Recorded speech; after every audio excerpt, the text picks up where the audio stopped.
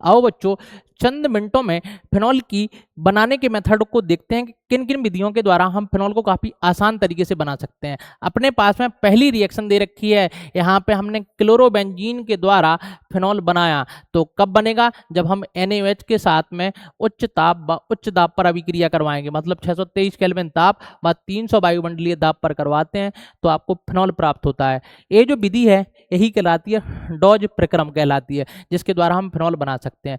दूसरी विधि है किसके द्वारा? एनिलीन के द्वारा। जब हम एनिलीन की अभिक्रिया NaNO2HCl के द्वारा करवाते हैं तो हमें डाइएजोनियम लवण प्राप्त होता है, जिसका जल अपठन करने पर आपको फिनॉल प्राप्त हो जाएगा, या गर्म जल के साथ अभिक्रिया करवाने पर आपको फिनॉल प्राप्त हो जाएगा।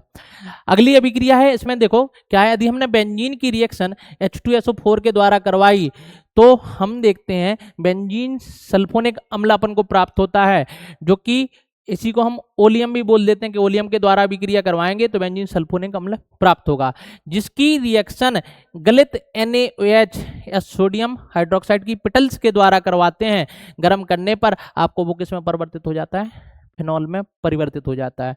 तो इसी को हम सल्फोनेशन के द्वारा हम बेंजीन को बनाना फिनॉल को बनाना बोल देते हैं, और एक एनिलीन के द्वारा है और एक क्या है? क्लोरोबेंजीन के द्वारा है। अगली रिएक्शन है जो कि काफी इंपॉर्टेंट रिएक्शन है, इसको हमने बनाया आइसोप्रोपाइल बेंजीन बोलते हैं, जिसे हम बोलते हैं क्यूमीन।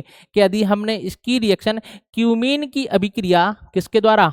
ओजोन के द्वारा करवाते हैं तो अपन को मिलता है क्यूमीन हाइड्रोपरऑक्साइड मिलता है, जिसकी हम जल अपठन करेंगे तो अपन को वहां से फिनॉल और एसीटोन अच्छी मात्रा में प्राप्त होता है। एक काफी इंपोर्टेंट अभिक्रिया है, क्यूमीन से फिनॉल बनाने की काफी इंपोर्टेंट अभिक्रिया है। अगला है, यदि हमने एनिसोल या मिथॉक्सी बेंजीन की अभिक्रिया HI के द्वारा करवाते हैं तब भी हमें आसानी से फिनॉल प्राप्त हो जाएगा।